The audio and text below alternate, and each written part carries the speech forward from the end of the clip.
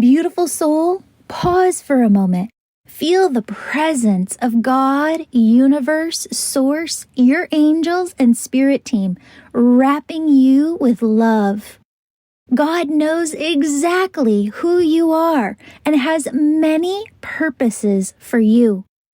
How do you know which way to go in life? You listen to the positive, loving whispers coming from your heart. That's your intuition. And your intuition is the way your spirit team talks to you and guides you. It's a compass that has every answer you'll ever need. When you follow your heart, you're always on your path. So be confident. Love all of who you are because you're perfect. Follow your joy and let God show you how you can make this world better. To help you do that, here's today's episode. If you'd like to support this podcast, please tag @Angel Podcast and share this episode on your socials. Leave a 5-star positive review, and if it calls to you, work with me at theangelmedium.com. Hello, beautiful souls. Welcome back to the Intuitive Kids podcast. I'm your host and author, Julie Jancius, and today we're back with your friend, Nancy Windheart. She is an animal communicator, and last time that she was on the show, she was teaching us how to communicate with the pets and animals that we have in our household, and I want to go a little bit deeper with her today here because, Nancy, I was talking to you in the last episode. We have two little Shih Tzu, little baby doggies, and they're not babies anymore. One's like 7 and one's 5, but they are tiny, right? Like they're just 9 pounds. And they get a lot of anxiety, not all the time, but around specific things. So when we start packing the bags to go on a vacation, even when we take out the suitcases, and they don't know, right? They don't know if we're going away for a night or for a week. They become restless, just so much anxiety. And so I sit there and I try and calm them and I try and tell them, we're coming back. It's okay. Grandpa is coming over. You don't have to go anywhere. You're going to be here. You're going to be safe. But I don't find that it eases their anxiety. Also, when we put them in the car, if we put them in the car, it's normally to take them to doctor's visit or to the groomer to get their bath and their hair cut. And they just whimper in the car, just terrible. They shake and they whimper. They do not like going to the groomer and getting their hair cut or their bath. Same with a bath at home. If we do the bath at home, they don't like it. Tons of anxiety. What tips, tools, tricks do you have to kind of calm their energy and just help them come into a vibration of ease? I don't want them to be scared. Mm-hmm. Tell me, can I get the names and ages and genders of your dogs? Yeah, so Fluff is the one who's about 7. And Lulu is the one who's about 5. And Lulu is a girl. Fluff is a boy. Yeah. So I just, so I can talk generally about this issue because you're not alone. They're not alone. And then if you want to, and I know we're doing this live, but if you want to, and with your permission, I can also check in with each of them individually about what's going on for them. Yeah, let's do it. Yeah. So there's a couple of basic principles. And the first principle is anytime there's something going on with our animals, like an anxiety issue, we want to start with the animal. And that's why I'm asking you, right? Start with the individual, because there's a bunch of different reasons that could be happening, right? And you understand some of them. But we always want to start with the individual animal first, rather than generalizing. Really understand what's going on from their perspective about these issues. And then and then in general, in terms of anxiety, we can talk about some of those. But let me just check in with each of them. And so, just for people watching, my process is that I'm focusing in on each of these two dogs, individually, and really was just the intention of help me understand what's going on for you. And I'm going to use. Are there other situations that it comes up with besides the leaving for vacation and riding in the car? That's pretty much it. Those are the two. Yeah. And otherwise, normally, kind of in your day-to-day lives, Yeah. they're not expressing. Mm-hmm. Yeah. Okay. All right. So let me just check with them about these two things.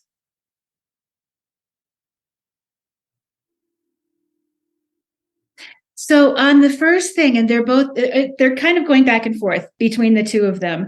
But Fluff comes in first, and he says, so when you're getting ready to go on vacation, Mm-hmm. we all need to be together. It's our job to take care of you, and your job to take care of us. We all need to be together.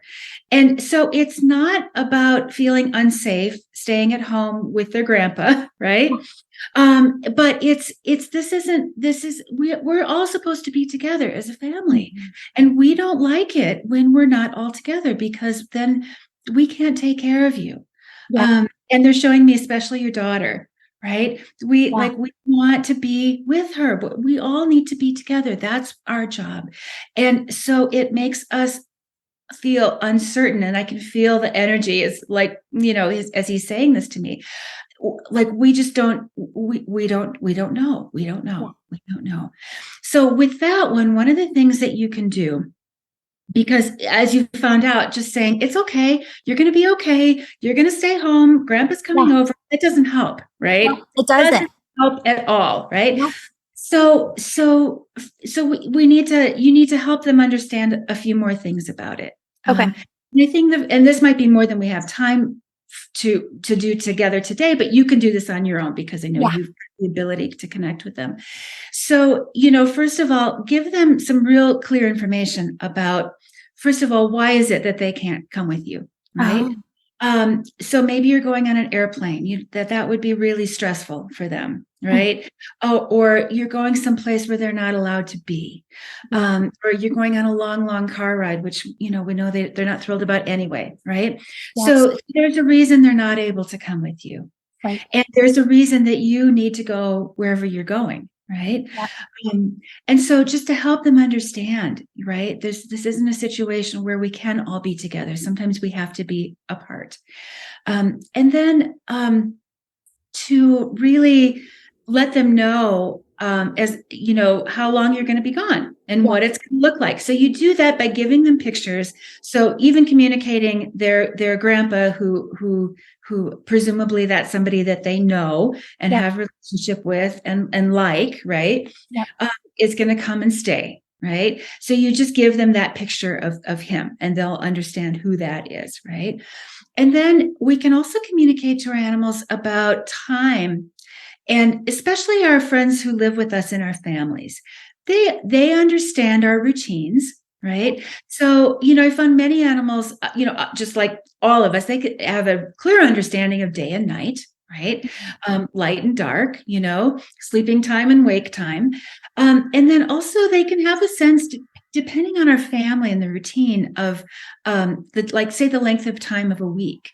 So, and I know it's all different now with the pandemic and a lot of people working from home, but, the idea of, for example, the people go away from home and the kids go to school, during the week, and then on the weekends they're home more. That gives the animals a feeling of, okay, that's what that pattern of time of a week is.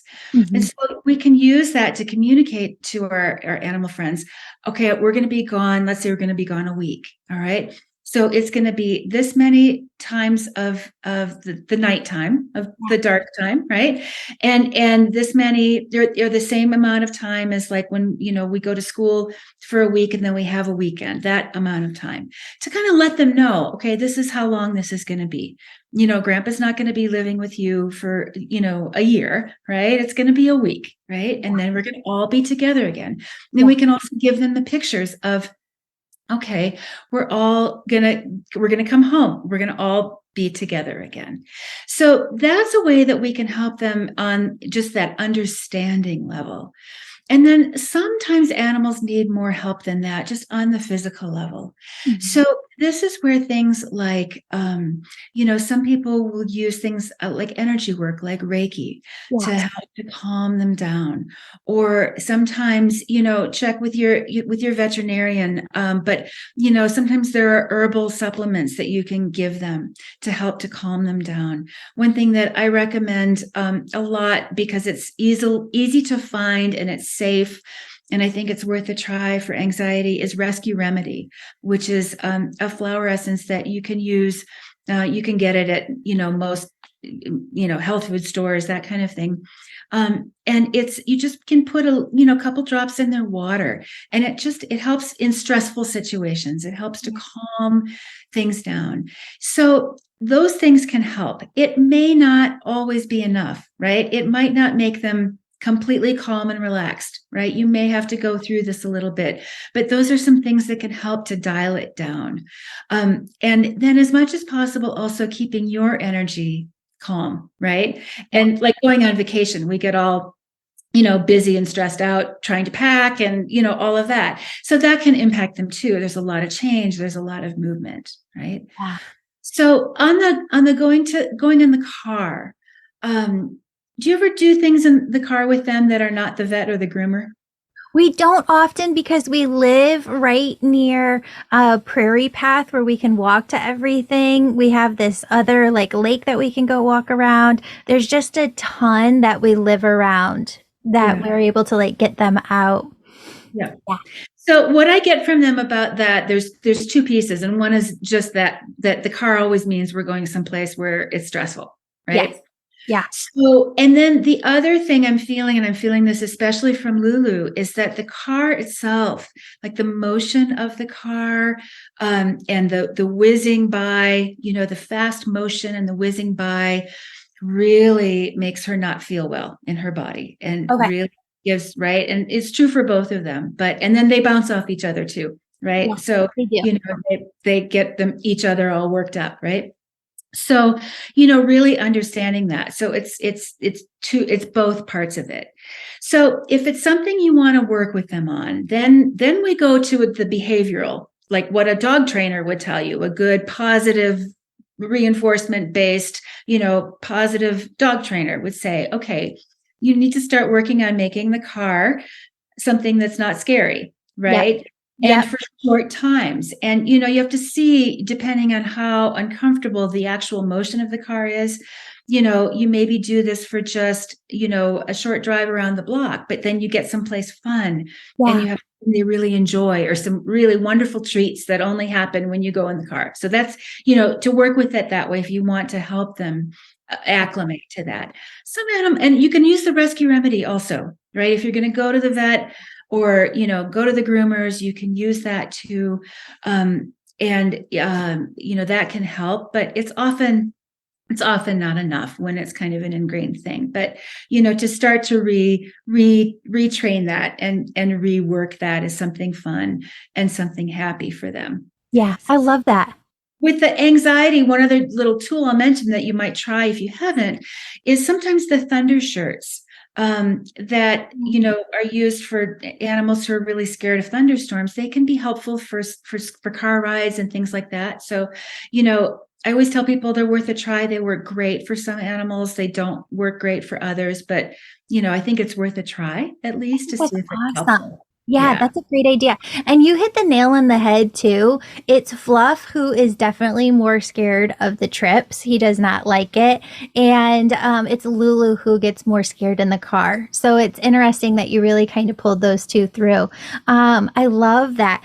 When it comes to your work with animals, I know that there are so many lessons that they've been able to teach you through their own animal wisdom. Can you share some of the maybe your favorites or the most profound lessons that animals have helped Mm. you see life in a different way? Yeah. Oh, I could talk forever about this, but yeah, I'm thinking, I'll share first about one of my cats who recently died. And he was with me for almost 20 years. So he lived a very long life. His name was Louis, and he is still very, very present and very connected with us. And he was a cat who, when he was here in his body, he loved to be on the earth.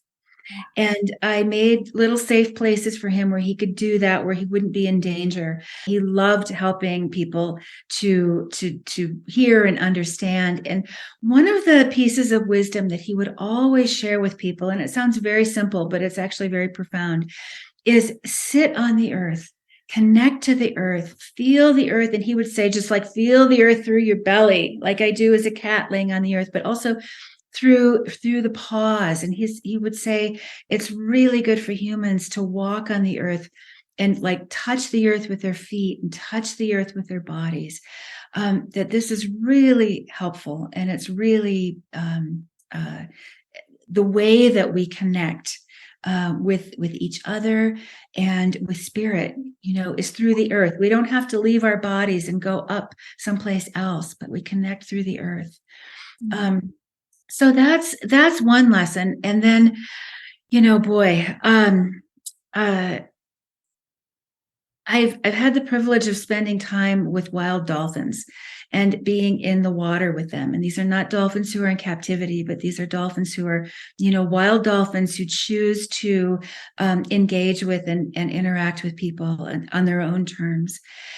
And, some of the things that they have showed me and taught me about love and about connection and about interspecies understanding and compassion, and the way that they have such understanding and compassion for the human species, even though they know maybe better than we do in a lot of ways how much our species has had a bad impact on the oceans and on the world, but so much love and compassion. And same with some of the whales that I've had the opportunity to spend time with, where they come and they want to share with people this broader understanding of life and connection and the universe, the cosmos, what's possible, what we can feel, what we can hear, what we can understand.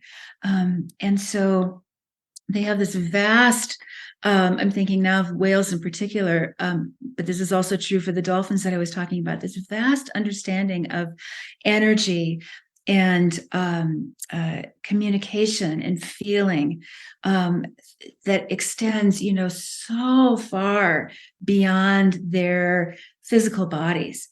And just deep into the oceans and into the currents. And, it just goes on and on. And so really, I guess what I'm saying is the sky's the limit, right? There's so much that animals can teach us and help us to understand on all levels, right? From the most practical physical level to the most expansive, spiritual levels. It's all available. And, each individual is different. So, they may not all be interested in communicating, on those vast spiritual levels, right? But the ones that are, it's completely expansive and sometimes can really just be mind-blowing from our human perspective. Amazing. Nancy Windheart, you are always a joy to talk to. Thank you so much for teaching us all today how to calm our animals' anxieties and fears in other ways, and sharing those words of wisdom from the animals that you've learned, those lessons. Nancy, can you share with everybody, if they want to find you, if they want to learn how to telepathically communicate with animals, where can they go to do that? Best place is my website. It's nancywindheart.com. And you can also find me on Facebook and Instagram. Perfect. We'll put all that information in the show notes below. Thank you so much sincerely for being here. Thank you, Julie. It's been wonderful to share this time with you. Thank you. You too. Want more episodes? Check out our parent podcast, Angels and Awakening. Beautiful souls, if you're super excited to develop your own intuition, go to theangelmedium.com and become an angel member today. Angel membership is for the whole family. Parents get access to hundreds of hours of past course content, new intuitive development circles, events, small groups, and more. And now kids get access to spiritual workshops, pre-recorded energy healings, and live events just for them. Start today at theangelmedium.com. And if you're the family who's really excited, you're ready to go all in developing all of your unique spiritual gifts, kids ages 14 and up can now enroll in my Angel Reiki School with a parent. That's for the healers among us who feel called to grow their intuition to the max and serve humanity with their gifts. You'll learn Reiki energy healing, mediumship, how to deliver angel messages, and how to start your own family business. That's the Angel Reiki School at theangelmedium.com. Details are in the show notes. Now, do you want to do an exercise with me? Imagine God is pouring unconditional love through the top of your head. This unconditional love fills your body with yummy, shimmering energy from head to toe. So much so that God's love begins to radiate out from your entire body, from your heart, like rays of energy radiating out from the sun. Imagine God's infinite, unconditional love flows from your heart to everyone you love, to everyone in your school, to everyone listening to this podcast, and back to you. Your angels remind you they're always looking out for you, guiding you, directing you, protecting you. Talk to God and your angels all day long and listen to your heart for the positive, loving messages they have just for you.